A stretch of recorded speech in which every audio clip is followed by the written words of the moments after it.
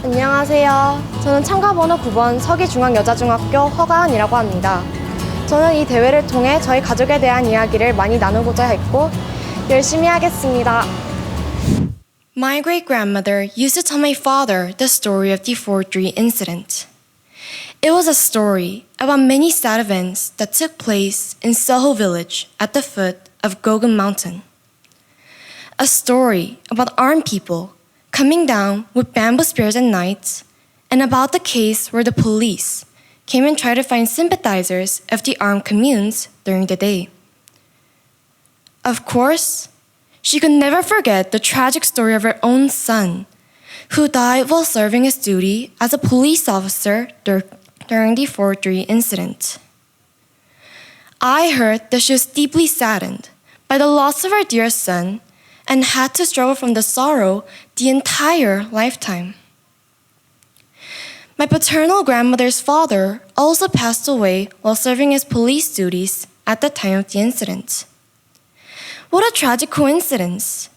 2 of my family members passed away while doing their job as a police during the incident. Ever since I was in primary school, I have grown aware of the 4-3 incident through various sources of information and education. The more I learned about the tragedy in detail, the more I felt uncomfortable as I started to wonder whether 2 of my ancestors were the victims or perpetrators of the incident. How would you assess the deaths of my 2 ancestors? How should I remember them?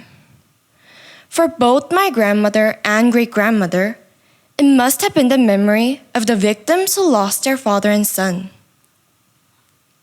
According to my great-grandmother, the descendants of both so-called victims and perpetrators were all mingled up and lived together in the village. Therefore, for some people, it would be the history where they had to live in tearful silence. Here, I would like to ask all of you a question, especially for those who are currently remembering and reviewing the 4-3 incident. Could anyone give me a clear definition of that time in a few words? Some people who did not go through such a tragedy might regard this as one of the events in the past and say, "We shall let history take its course." But for my family, it is not someone else's history. It is a history of the mournful deaths of my family.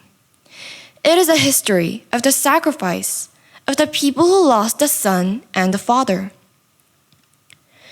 Then, how should we move forward as we heal this deep wound? Do we have to be divided into left and right again and blame others by shifting responsibilities?